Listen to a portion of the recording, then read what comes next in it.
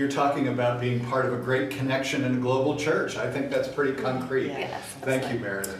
Who would like to go next? I think I would be next. Audrey, great. Yeah, so my name is Audrey Krumbach, and I'm the, oh gosh, let me start that over. What is my title?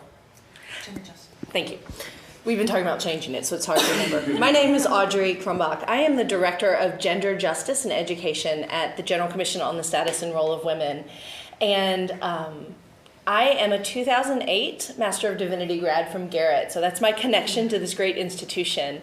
And I have been very lucky over the last 6 years. I actually would say that my hope for the church comes from the fact that both as an alum with a lot of clergy friends, a lot of lay friends, I am called to lay ministry, and that has made my connections to some of my friends who didn't end up in ministry a little bit tighter as we have tried to negotiate translating the very translatable skills of an MDiv to the rest of the world. And so because of the blessings of Facebook and social networking, and also that my job allows me to travel, I've had the blessing over the last several years of visiting a lot of local churches where young clergy were serving or where young adults were exploring ministry. And I really think that I would say that is my great hope for the church, is that there are so many young adults who are saying, regardless of a generation that doesn't believe in institutions, regardless of a generation that continues to identify as nuns, we are going to be in the church. We are going to seek justice and compassion. We're going to be deacons and elders and lay people, regardless even of the institutional barriers they often face. And actually, that's, I would say, part of the barriers and concerns that I have for the church are not that we have institutional barriers, but that some of those barriers are not yet being acknowledged or admitted. We talk a lot about LGBT inclusion. We have an amazing General Commission on Religion and Race, a strong commission talking about women. I'm not seeing enough conversation about the cost that it takes to get to seminary. I know here in the seminary it's being talked about, but here in the rest of the church, I see a lot of assumption that a pastor is a person who can afford to get a master's degree. And at $100,000 for the cost of just a master's degree, it's not reasonable to ask them to come out and work at $30,000 in a house. And I think that's one of our major concerns. And we are getting to places where we can talk about it. I don't have any concerns that don't have a correlated hope. I think that 50 years ago, when we first started ordaining women, we never imagined that in 2011, 43% of our commissioned elders would be women. And you know, it's a statistic, but that number gives me so much hope for the church, because if women are willing to face the unacknowledged bullying, but also the institutional support, the continued assumption that a woman has to do twice as much better, and we can still have 43% of our commissioned elders as women, that's a church that is resilient and that is willing to continue to go forward regardless of the things we face. And I would say that my major concern for the church, another unaddressed concern, is that we continue to polarize and create false dichotomies. I just read a blog post this week in which someone described our social positions as not being about social concerns at all, but about orthodox and heterodox theology. And my hope, though, is that blog post was written by a person of an older generation, and I know young people will not solve all the problems of the church, but I do think that my experience with young persons, even those who are strongly on one end of any kind of spectrum or another, is that there's more interest in relationship. And my hope for the Methodist Church is that I see those relationships taking place in local churches, in the seminaries, and even in places like Facebook. I have been invited to be part of so many groups on Facebook that seem trivial until you read the conversations, and they're real conversations happening. So I think I've kind of danced between your three questions, Mark, but quite all right. For me, hope and concerns are always intertwined. That's called perichoresis. That is one word. Good Trinitarian work. Thank you, Audrey. Nancy Bedford would approve. Yeah. We hope.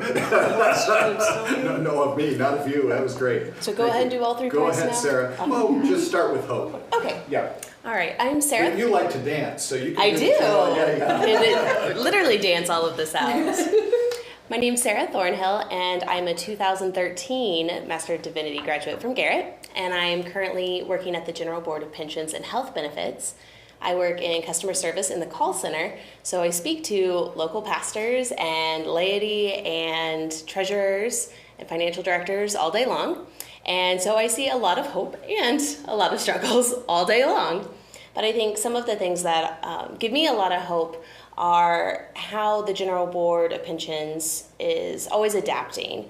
And one of the directors, my manager, said, no one's really going to kick us out of this market. We've kind of got a stronghold here. There's not a lot of competition, but we're still continually trying to do the best to offer security and flexibility for pastors to really be able to care for those who are serving and the laity, and continuing to make sure that the plans that we offer are good, as well as the technology. How are we making this easier for everyone's lives? And I think the other thing that gives me a great deal of hope is there's so many acronyms. This is one that I haven't committed to memory. It's the Central Conference Pension Initiative that has recently met their goal of $25 million to provide pensions for pastors, Methodist pastors all over the world. So pastors who previously didn't have a pension, worked their whole lives, and then were left with nothing, now have a pension. And so that's amazing to me that we can provide for everyone around the world who have been working their whole lives to care for others. So that it cares for 2,801 retirees, as well as 8,000 active clergy. So that provides a lot of hope that it's not just those in the U.S. who have security in their retirement, but United Methodist pastors around the world have security that they can rest after a long career of working and serving. Mm-hmm. So I think those are some of the biggest things that give me hope. Great. Sarah, I want to just lift up what you said about the Central Conference retirement, and also to remember that the General Board of Pensions is probably the largest amount of money that the United Methodist Church has. And that it also has a very active social screen in terms of those investments. So for those who are studying polity and thinking about the church, we may locate social activism in General Board of Church and Society, which Meredith talked about, in COSRO, in GCRR, but Board of Pensions, that's really where the money is invested in those screens, and where a great deal of activism around that is, and with investment in real estate that actually goes for folks who can't afford in the market, and other things like that. It is not just simply there to invest for the greatest return for those of privilege, as you've talked about, but also I think it bears our students to keep up with the General Board of Pensions and what they are doing, and to have input. So I want to thank you for raising that aspect. Absolutely, and I think that was something that was really amazing for me to learn, because we talk so much about our social principles, but at the General Board of Pensions I've been able to see where we literally put our money where our mouth is, that we're not going to invest in alcohol and gambling and tobacco and pornography and for-profit prisons and weapons. Did I say weapons? Right. There we go. Yeah. And that I think the greater influence the church has, because while local churches do have an impact, the amount of money that the General Pensions has, or the General Board of Pensions, when you have that kind of sway as a shareholder, you can make a big difference when you can go to Walmart and say, we don't like how the child laborers are producing this cotton in Uzbekistan. And they can do something about it. So through proxy voting and through shareholder resolutions, we can have this impact on companies where it'd be difficult for one local church to stand up to Walmart or stand up to Hershey and say, hey, you should make this change. Whereas we can use our sway for that social justice. Right. Great. Thank you. Last 2 weeks ago in the class, we studied the original social creed, and then the social principles, and the current social creed. So thank you for making that connection, which is often not made unless you get involved in what's going on with pensions. So thank you, Winter. Thanks, Sarah. Winter. My name is Winter DeGraff Hamilton, and I am about to graduate from Garrett with an MDiv, which is exciting. Yeah. I have served this last school year as the intern at the General Commission on the Status and Role of Women. And I think what I'm bringing to this conversation is the perspective of someone who is not called to the general level of the church, but was challenged to go ahead and try anyway. I have been a nun in the past. I have major issues with large institutions. And so to immerse myself in the highest level of the United Methodist Church has been a wonderful and difficult experience for me.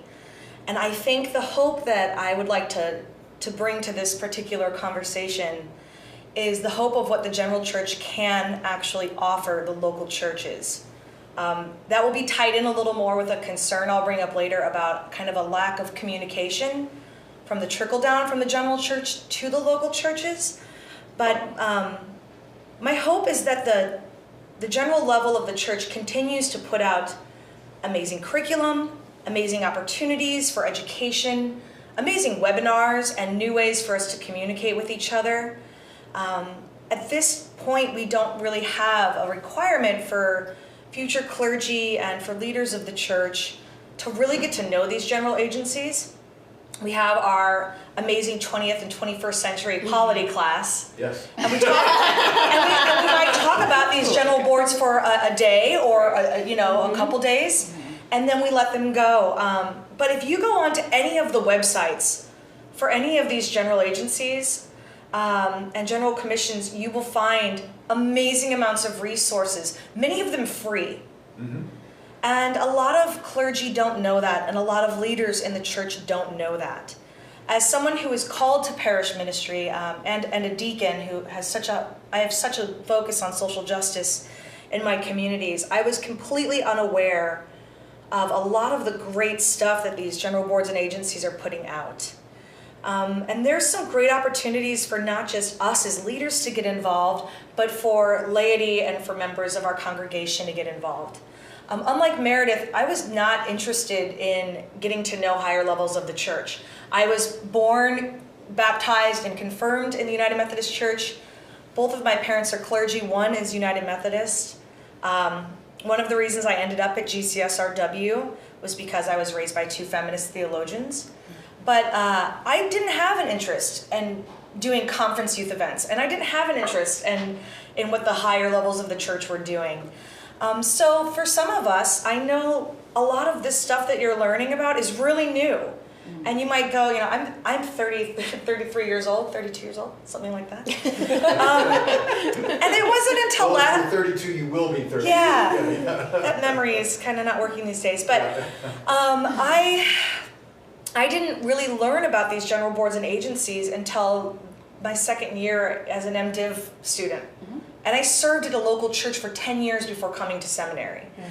So making these connections and sharing the information about these general boards and agencies to your congregants and to the other people in the United Methodist Church, I think is a powerful thing that can happen. And that is what I'm really hopeful for as far as how these general boards and agencies can affect the church. Thank you. Right. Oh, that's great. Thank you, Winter. And I just want to, underscore what you've just said as also a problem many times in the local church. That what the leadership decide to do and all of the great resources that are developed in a board meeting many times never touch the laity at all. So one of our great issues has to do with communication. Yes. So I want to thank you for that. And so the advocacy, Audrey was talking about Facebook. The advocacy, I guess, for our students is please bookmark all of these general boards and agencies and go on their websites as often as you Facebook each other or tweet each other or whatever, because they're really good stuff. So I want to thank you for that. This was great. Actually, we can stop now because this is the hope part. And it's great. But there's never concern. There has to be. We're human beings. We're not all there yet. We are in a denomination that is going on to perfection, which means we already acknowledge we're not there yet. And one of the frustrating pieces, I think, especially for starting out in the church or continuing in the church, is that we start out with such great kind of ideals, and then reality hits. Well, of course it does. It hits everybody in any profession, but in the church we have a sense it's supposed to be better than that.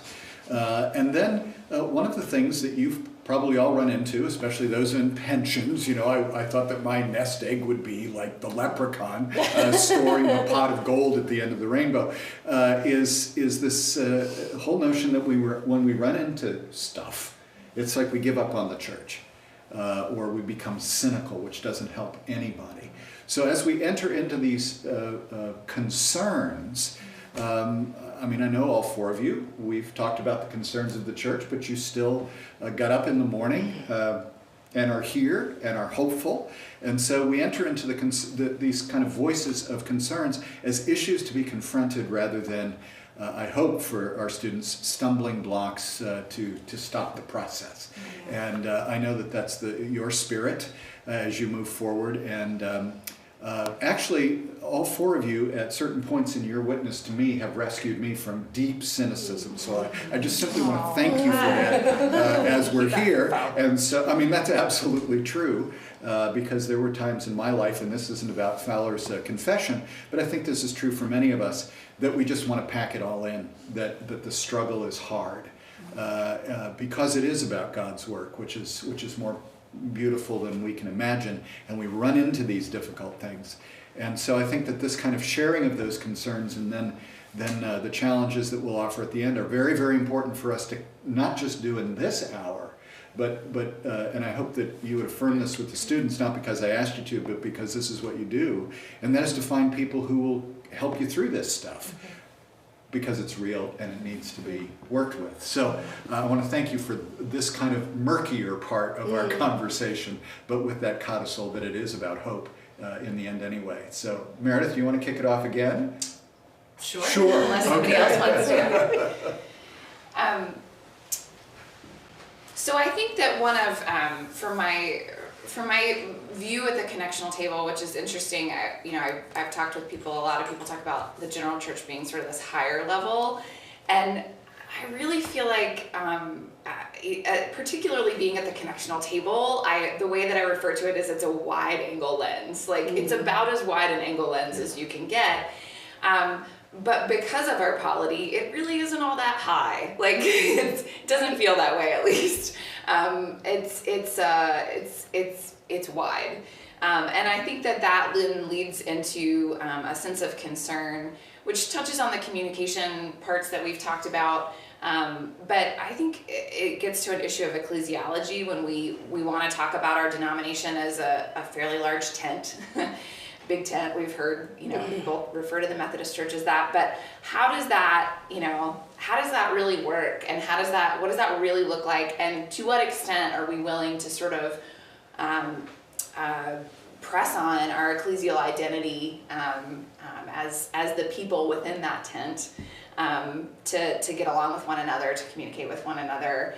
I've seen that present itself in a number of ways, whether that's having folks who are passionately committed to the work that they're doing from the framework that they're doing it, not having really the means or the knowledge of who else is out there doing similar work to partner with. So it ends up becoming a very siloed effect, which I don't think gets us to that hopeful version of what a connectional church could be. And I think that as a denomination right now, we are really struggling with some very fundamental theological understandings of human anthropology, and I think that is pressing us into conversations about what it means to be a church.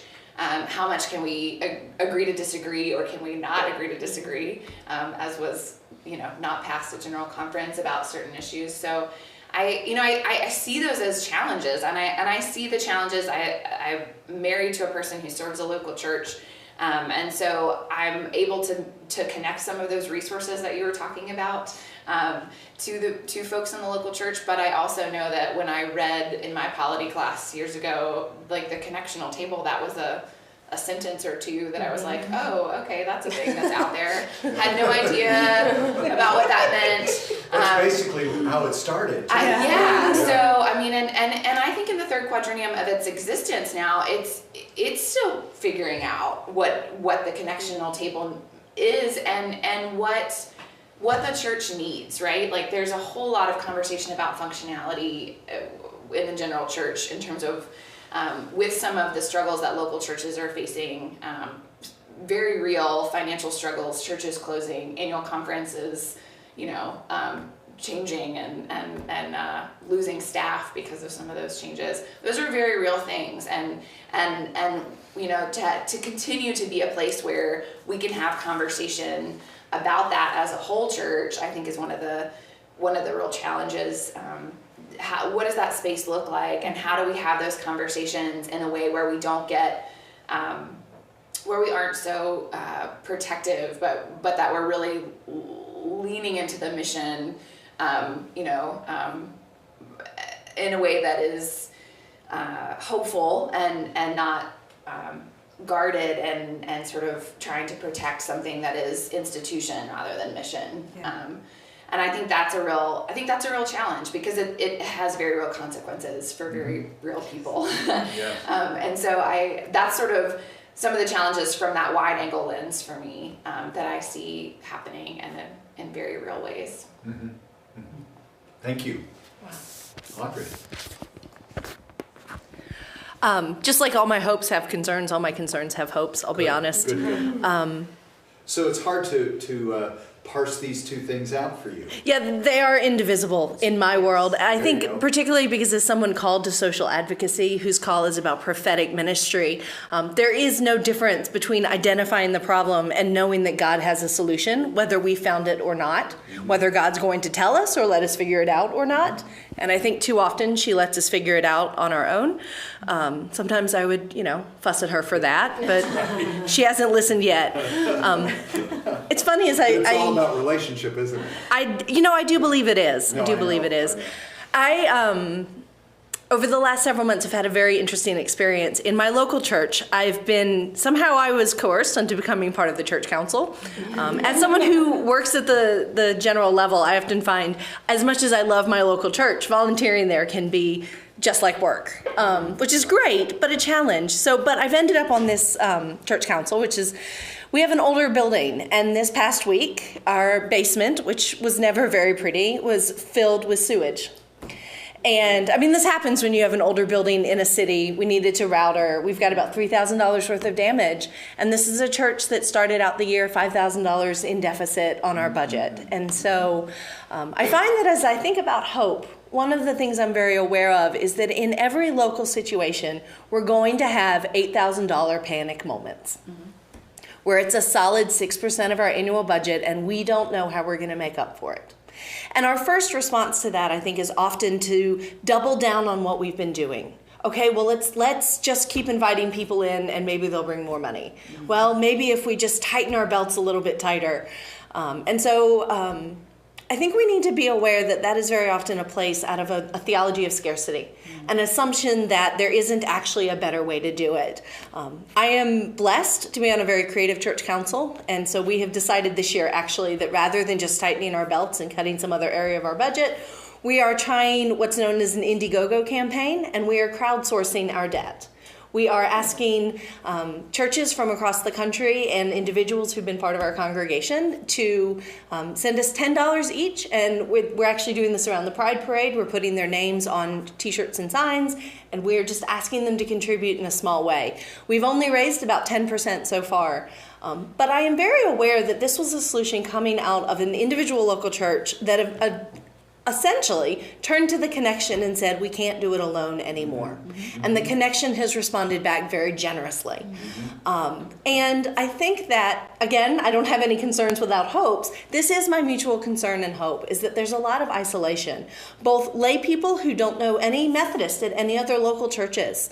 I grew up in a local church and thought that the other Methodist church across town was our competitors, not our brothers and sisters in the same competition.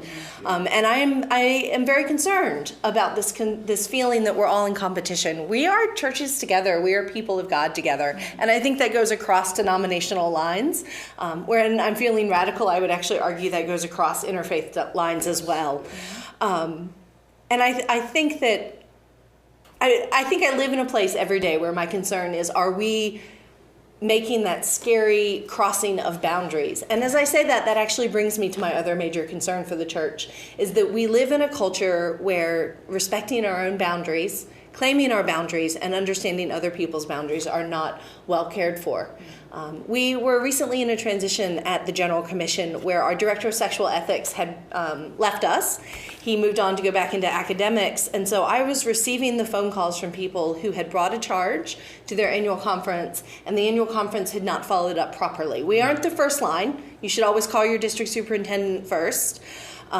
If you haven't read the paragraphs in the 20s that discuss charges, I'm just going to tell this to the students directly.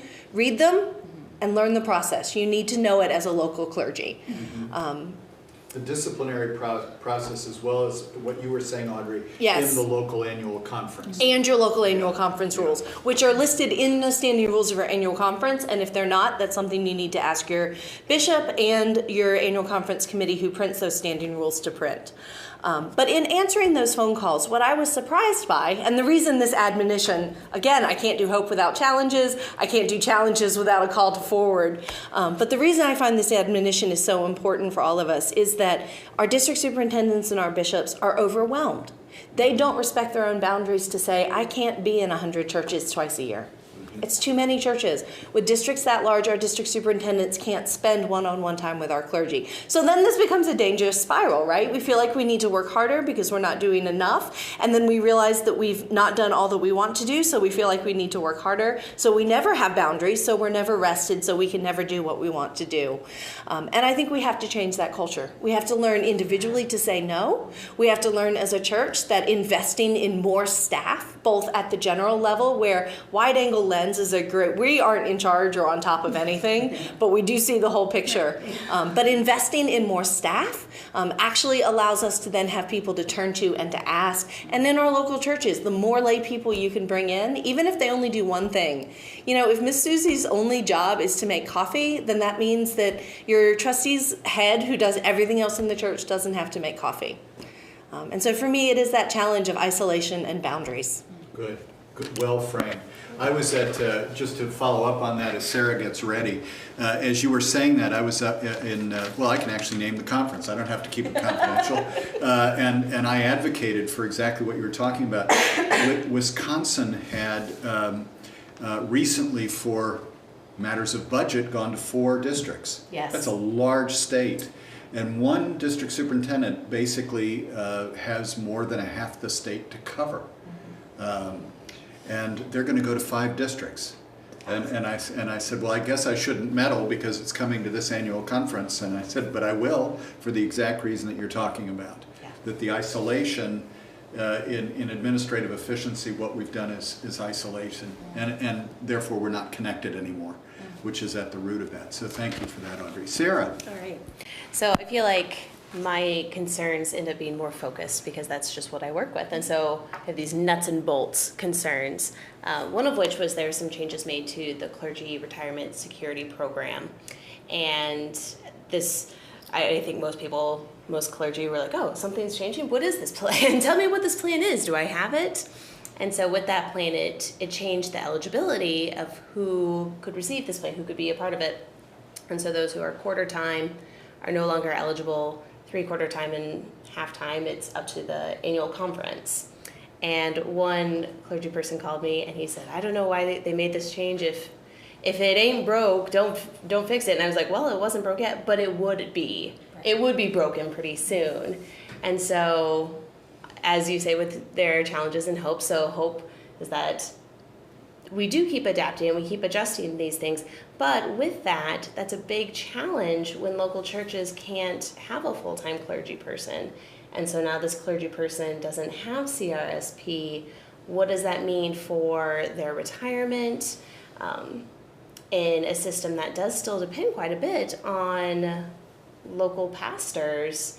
If we're not able to offer this plan to all of them, I think that's a big challenge to what a local church looks like, what retirement for clergy looks like. And I mean, let's be honest, like quarter time is not quarter time as a pastor. So you're expecting them to have another job on top of an already stressful situation. Like you said, this is an issue of boundaries. So I think that can be an issue with looking at, yes, we do want to continue to keep this system rolling. We don't want to end up in a broken pension system, like we could probably all bring to mind very quickly. Another illustration where pensions have gone very, very badly, but still thinking about those individuals, I think, can be a challenge with that. I think the biggest challenge I see every day is people just don't know what's going on. Mm-hmm. Lady don't understand. If you have a volunteer treasurer, that bless their heart, they are doing their best, but they just don't get it. And that's a huge challenge in trying to educate them, especially if they're not there for a long time. This is a lot of jargon to take in. That's a big deal. If they're not sending in someone's pension and their own contributions, mismanagement and fiscal responsibility, I think, is a huge issue. And then, as well as education for clergy, there's so many people who get to retirement and then say, what do I have? How can I use this? Wait, I can't use that the way I thought I could? No, I want to do this, when, a lot of times anger has been directed at me, and I say, I wasn't born with this plan started. I can do nothing about it. So I think just education, because it's really easy to kind of put pension on the back burner and say, yeah, that's happening. I'll think about that when I retire, when it's really important to know what's going on and to contribute. And I was encouraged that I talked to a 26-year-old clergy person who said, what's the maximum I can contribute? What can I do? And I was like, oh, this is fantastic. Thank you for being such a go-getter about this. But that's hard, and I know it's a lot of jargon. I think it's intimidating, and it was for me to walk into this world that I was like, I just graduated and was trained to be a pastor. I don't know how to do pension, but I really swear it's much easier, I think, than seminary. So I try to give them heart to, guys, I know you went to seminary. You can do this. This is much easier, I promise. You just got to wrestle with it a little bit. And I know that our benefit educators do a lot of work with seminars and webinars, going out and meeting with laity, with the treasurers, with the clergy and retiring. And one of my favorite focuses, because I said, why are we just meeting with people when they're about to retire? This needs to happen much sooner. They are starting to do more education for young clergy or those who are just beginning their ministry, that we're going to conferences like they went to Rev It Up for young clergy to provide them education. They did a class at Wesley Seminary, a little J term. And so I hope that they would continue that, because as much as I don't think it's the natural focus for most pastors to think about their own business in general, but especially their own pensions. It's really, really important. And I think you can retire very well on the United Methodist pension, but you just have to give it some focus. And so I think, the biggest barrier is people who just don't know, and how do we educate and make it a concern where it's much easier to put on the back burner and ignore until you're 60. Well, yes, thank you. I know that in several of my classes, when we get into finance, it is the time of apoplexy. And I'm sorry, Winter, this is like PTSD when it comes to I could tell. But I think you're right, and I think it's absolutely essential that whatever people do for a living, whether they graduate seminary or graduate this class and go into something that their pension or the way they're paid, in fact, they need to pay attention to that, because it is about stewardship, after all. And it is about investment, it's about stewardship, it's about how we live out of our social principles, but also just how we live in terms of living before God.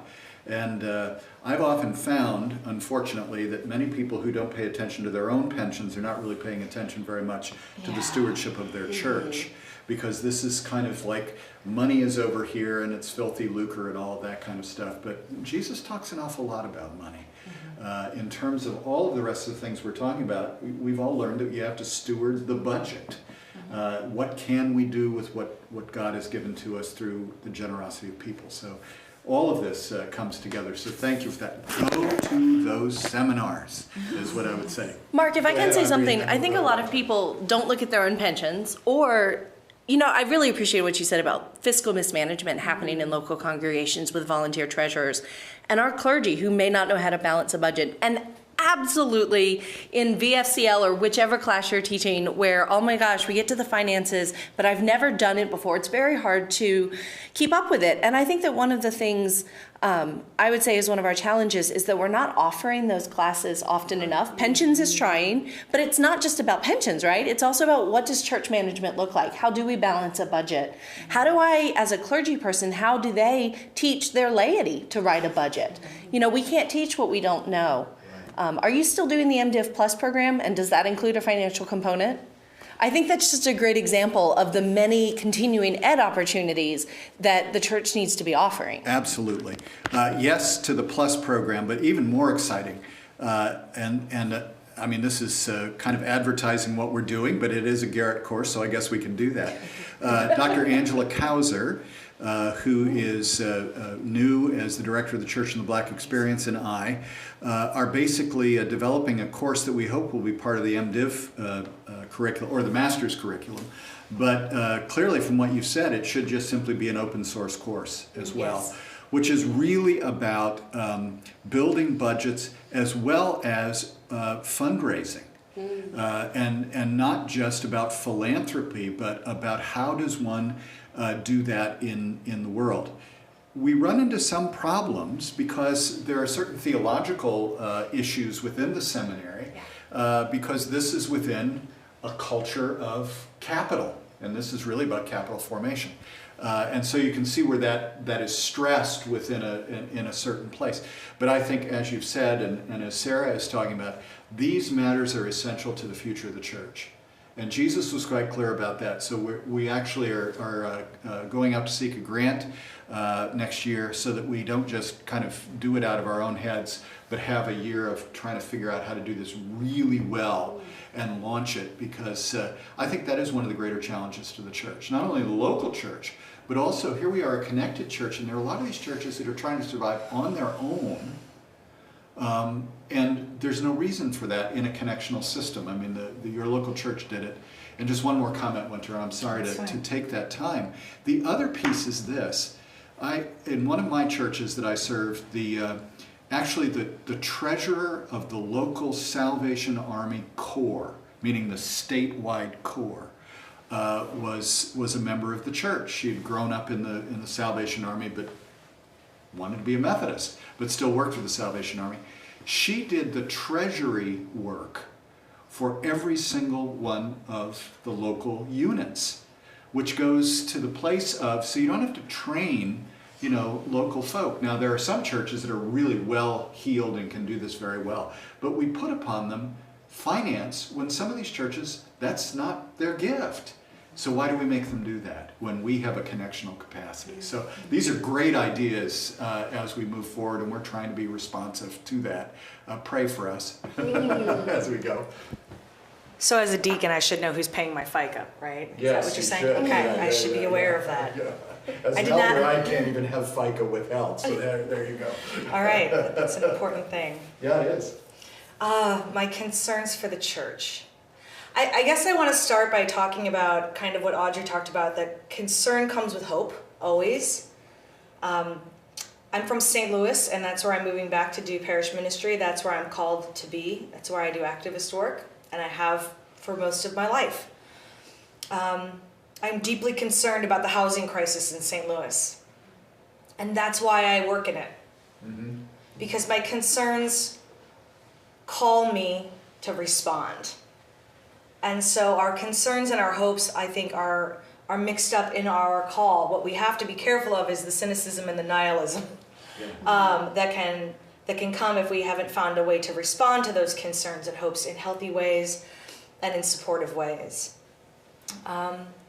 As far as, there's always tons of concerns and tons of hope for the church. So I'm going to talk about from the perspective of being someone who had the opportunity to be at the general level of the church.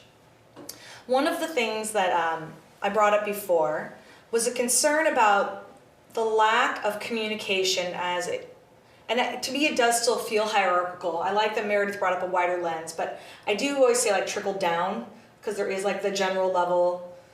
And as the information trickles down into annual conferences and into districts and into churches, information gets lost. And I think Sarah brought that up in a very very real way also. And I wondered about why this communication happens, these communication gaps happen. And I think part of it is about the boards themselves. We come up with a really great structure on how our larger church is going to work, our connectional system, but there are always the things that you don't know are going to happen, right? That's kind of a given. One of the things I've noticed is that many of the people who are seeking positions to give their insight to these higher levels of the church are laity who have always been very involved at the annual conference level. So they've already had that call, they've already been doing it, and so they want to go and get a little higher up. And also elders who feel called to be at higher levels of the church, who see themselves being called to working in more specific areas, or even perhaps becoming a bishop one day.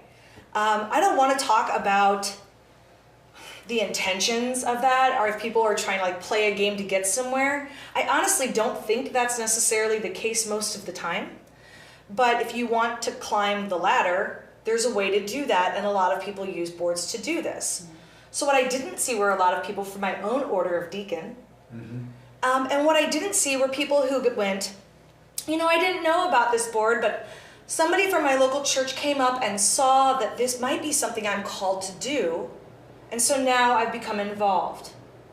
One of my favorite things about being a future clergy person is that I know there's going to be these great moments where I get to start witnessing gifts and graces in people and realize they're called to ministry maybe even before they are, before they even realize that. That's powerful, and it's an amazing opportunity. But what would it look like then for us to also start recognizing gifts at the local level for people that we see that could be not only called to annual conference level, but general conference level as well? To say, wow, I really think that your passion around these issues, these women's issues, really might mean that you're called to be at GCSRW, to be at the General Commission for the Status and Role of Women. What would that look like? But that would also mean that our clergy and our leaders who are recognizing these gifts and graces have to have knowledge about these boards and agencies. So this is a twofold process. If I want, I feel my orders as deacons are already very overworked. That was pointed out to me when I said, I don't know why there's not more deacons at this meeting. Yeah, they're already very overworked in most of their settings, but why aren't there? And how do we recognize those gifts? I think that this happened on accident. I think that we came up with a really great framework. We were very hopeful about that, and we should be. And a concern has come up, in my mind at least, about who the information is going to and through, and where the power belongs. And it's not a hopeless situation at all. Get to know your general boards, agencies, commissions. Get to know what they do. Pray on it.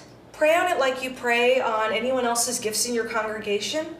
And know that if you find someone that you feel really has a call or the gifts and graces to serve at that level as a lay person or as a clergy person, that you can be the one to encourage them to pursue that. You can be the one to make those phone calls and make those connections happen.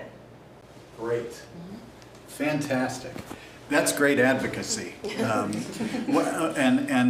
We've only got about 5 minutes left, so that our first step, if we could be brief about that. But one of the things that I wanted to affirm in all of you, again, is you really have a great heart for the necessity of connectionalism. This doesn't work. And I'm not talking about the general church, I'm just talking about church. You can't be a global church, you can't have the great perspective. You can't become part of the wider reality without connection. And I think what you're also responding to is something that we've often seen, which is isolation. Some people say it's congregationalism. I don't think so. I think it's isolationism at that point. And I'm grateful for your call back to that. So one step we might take to the hopeful future given the reality of the challenge. If we just have a word about that, and then I'll sum up. This is less for me from my connectional table hat, and more from somebody who Saturday had a tear fest about my own part, like where I am in the process, right? Like these things continue to happen. Yeah. I think that having persons to walk with as your discerning call, whatever that call is, and there's some structural pieces in terms of your candidacy mentor and people like that. Right now I'm in residency here in Northern Illinois, so there's that sort of process built in. But I don't know, and for me, it's a pursuing ordination call. But I think for laity as well, I think having the right people around you that you can call when you're in tears and ready to close it all down and walk away. That for me, I think is a concrete thing that I think is essential, and I think people need to really be intentional about being a part of their lives as they move forward. That's one thing that I would, particularly as you get ready to leave seminary, you've had this sort of built-in community of people around you who are walking through it with you, and you're going to have to be a little more intentional about that when you get out into the working environment, wherever that is. But I would say intentionally finding people to walk with you as you discern call. Mm-hmm. As we move to Audrey, and I won't out anybody at this table, but I need to replace the tissue box in my office. And because I think what you've raised is the reality that for us, that is a place of great connection, because it really is where we come with our greatest stuff. So thank you for that very practical reminder, but also for the way we walk together. Audrey. Absolutely. I think my advice or my challenge is actually just show up. I was reminded of this yesterday, that if you want to play the political game, the best thing to do is go to every meeting, every training, every event that's heard. You don't have to be in charge. You're showing up, people will begin to get to know your face. Eventually they will think to ask you to volunteer. Being asked to set up the chairs leads to being asked to lead the meeting. Just show up. And my very best friend has actually challenged me recently to expand the idea of just show up as well, to be making that extra step of reaching out in personal relationships. If you'll forgive me, actually, funny thing happened yesterday where I called some friends together on Facebook to ask them if they wanted to have lunch, and really wanted to include Meredith. She just popped into my head and realized we weren't Facebook friends. And within 5 minutes of posting it, Meredith friended me on Facebook, and it made my day. There you go. And the reason I make that silly analogy is because I think many of us are waiting for someone else to make the initiative. Yes.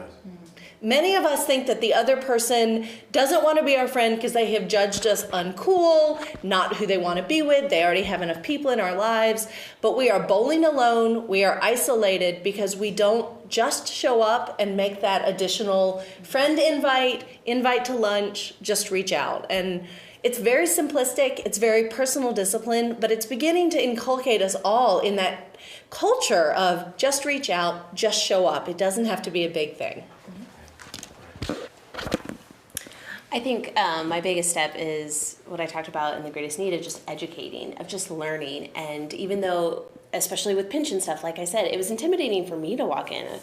And if I felt that way, I know other people do too. But you just sit down, give me a call. I will walk you through everything. I'll walk you through all your benefits and plans and how everything works. Folks are really friendly. It's just reaching out again. And I think I've started to see, as there have been changes made, that clergy have gotten more involved when they say, oh, I'm supposed to be contributing something of my own. How does this work? And just those little steps that kind of draw them in to understand this much. So pretty soon they can understand a bigger piece of it. But I think it's really just take some time out of a busy schedule and learn a little bit about your pension. Do some education, do some reading, make a call. Absolutely. So true. The advice I would give is, I've said it before, I'm going to say it again, go to the websites, go to all of the websites of these boards and agencies, look around them, get familiar, make a phone call, make a friend. People work in these offices, like Monday through Friday, like regular people that you can call and get to know. They are fellow United Methodists. Maybe they even use the same confirmation curriculum that you did. Who knows? And you'll never know that unless you ask. So reach out and get to know these people, and I'm not saying give up your fears of the institution, but it doesn't mean that you have to isolate yourself from the institution. And my other piece of advice, it's just one that I give often, because most people I know are horrible at it, is learn how to take a Sabbath and to take breaks. I might work 6 15-hour days in a row, but that's followed by a 24-hour period where I lie in bed and eat tacos. So there's at least one Sabbath a week, and if you don't know how to take that now, you're putting yourself and the people that you care about in this church at very high risk for horrible things. And so give yourself some love and some respect, and your church some love and respect, and take a break. Great. Great. Thank you. Thank you, thank you, thank you. I know very clearly that all four of you have very strong theological and spiritual commitments, and I'm grateful for those. But what I heard, and you can tell me that I'm wrong, underneath this is that it's about relationships and it's about the connection. And it is an antidote to the divisions of the country and the world. What you've offered to us. Communication, connection, it's the beauty of the church, and too often that can get corrupted into whatever the difficult environments are.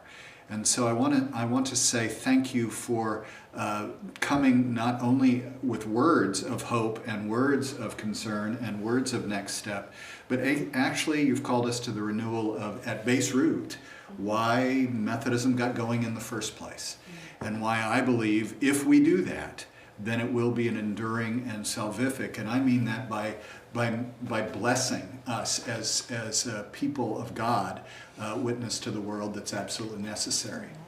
The other thing I want to say as a matter of blessing is this.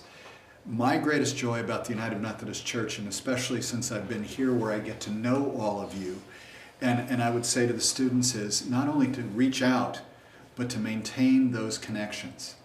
Because I think there is something about this work that whether we are laity or clergy, we've pledged ourselves to each other.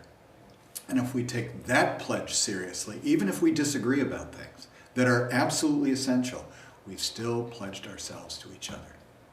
And in a world that likes to, walk away too easily, you've brought us back to, I think, not only the heart of our denomination, but the heart of God.